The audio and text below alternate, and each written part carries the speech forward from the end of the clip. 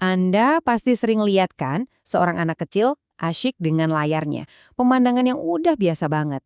Tapi sekarang ada pemain baru di situ, kecerdasan buatan atau AI. Diam-diam AI ini mulai masuk ke dunia pendidikan anak-anak kita loh. Dan ini memunculkan satu pertanyaan penting yang rasanya nggak bisa kita hindari lagi. Nah, pertanyaannya jadi begini. Apakah AI bisa jadi pendongeng buat anak Anda selanjutnya? Coba kita renungkan sejenak. Apa iya sebuah program komputer bisa menggantikan hangatnya suara orang tua yang bacain cerita sebelum tidur? Mungkin refleks pertama kita semua bilang, nggak mungkin, interaksi manusia itu kan penting banget buat anak. Tapi, tunggu dulu, apa kata sains soal ini? Oke, kita masuk ke bagian serunya. Ada sebuah studi baru yang mencoba menjawab pertanyaan ini secara ilmiah. Jadi, nggak lagi pakai kira-kira.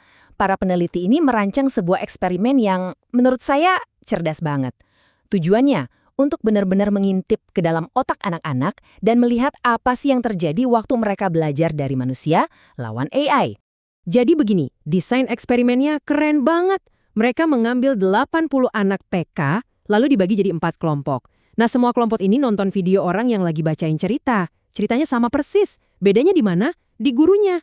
Kelompok pertama nonton guru manusia asli dengan suara manusia asli. Standar ya. Kelompok kedua, gurunya manusia asli, tapi suaranya hasil buatan AI. Kelompok ketiga dibalik. Gurunya avatar AI, tapi suaranya suara manusia asli.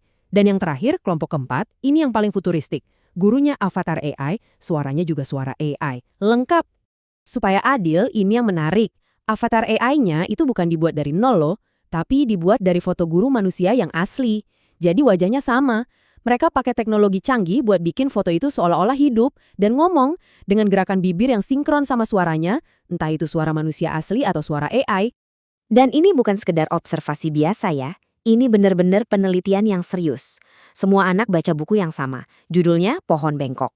Terus, belajarnya diukur dari apa? Dari seberapa paham mereka sama ceritanya dan bisa nggak mereka ceritain ulang. Tapi, disinilah bagian paling canggihnya. Para peneliti juga pakai eye tracker atau pelacak mata. Buat apa? Buat ngukur perhatian anak-anak. Dan yang lebih penting, buat ngukur seberapa keras otak mereka bekerja. Istilah kerennya itu beban kognitif. Nah, setelah semua eksperimen selesai, semua data terkumpul, tibalah saatnya kita lihat hasilnya.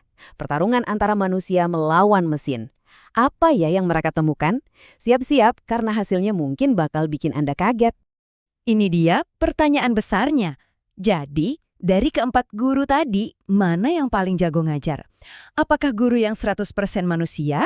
Atau mungkin kombinasi aneh antara avatar AI dengan suara manusia? Atau jangan-jangan justru guru yang 100% AI?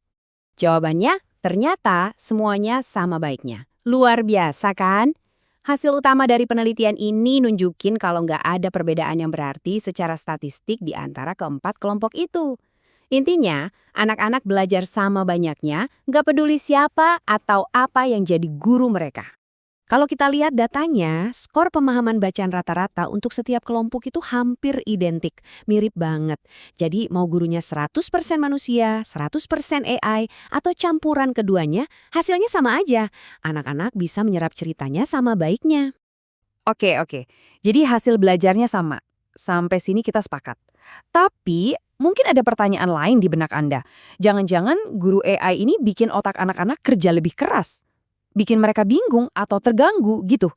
Nah, disinilah kegunaan si pelacak mata tadi. Hasilnya benar-benar di luar dugaan. Dengan mengukur diameter pupil mata anak-anak, ini adalah cara ilmiah untuk tahu seberapa berat otak berpikir, para peneliti nemuin sesuatu yang gila. Ternyata, guru AI itu bukan cuma nggak bikin otak mereka kerja lebih keras, malah sebaliknya. Kelompok yang diajar sama guru yang 100% AI justru menunjukkan beban otak yang paling rendah. Artinya, otak mereka justru paling efisien saat belajar dari mesin. Jadi, kok bisa begini? Kenapa guru AI bisa seefektif atau bahkan lebih efisien daripada guru manusia? Nah, jawabannya ada pada sebuah prinsip penting dalam ilmu pembelajaran. Namanya adalah prinsip ekuivalensi atau equivalence principle. Gampangnya gini, teori ini bilang kalau instruktur virtual selama dirancang dengan baik, ya bisa sama efektifnya dengan instruktur manusia sungguhan loh. Dan penelitian ini jadi salah satu bukti paling kuat sampai sekarang kalau prinsip ini ternyata juga berlaku untuk anak-anak. Lalu, apa artinya ini semua di dunia nyata? Wah, dampaknya bisa besar banget. Ini kan bukan cuma soal bacain cerita. Teknologi semacam ini bisa bikin alat-alat belajar berkualitas jadi lebih gampang diakses dan lebih murah. Biaya produksi konten pendidikan bisa ditekan. Dan yang paling penting, ini bisa membebaskan waktu guru-guru kita untuk fokus ke hal-hal yang nggak bisa dilakukan AI. Ngasih dukungan emosional, perhatian personal, satu persatu. Nah, semua ini akhirnya membawa kita untuk melihat gambaran yang lebih besar. Seperti apa sih masa depan AI di dunia pendidikan anak-anak kita? Dan ini mungkin poin yang paling penting dari semuanya, yang juga ditekankan sama para penelitinya sendiri. Tujuannya itu bukan untuk menggantikan guru manusia, tapi untuk melengkapi. Coba bayangkan deh, AI yang ngurusin penyampaian materi yang sifatnya terstruktur, sementara guru manusianya bisa fokus jadi mentor, ngasih inspirasi, dan membangun hubungan baik dengan murid-muridnya. Jadi, kita sampai di penghujung pembahasan dengan sebuah pertanyaan besar. Sekarang kita tahu kalau AI yang dirancang dengan baik ternyata bisa jadi guru yang efektif buat anak-anak. Setidaknya untuk tugas spesifik seperti membacakan cerita. Pertanyaannya sekarang bukan lagi apakah AI bisa, tapi lebih ke apa selanjutnya yang harus kita percayakan pada AI untuk diajarkan. Dan yang lebih penting lagi, bagaimana kita memastikan semua ini dilakukan dengan bijak dan bertanggung jawab.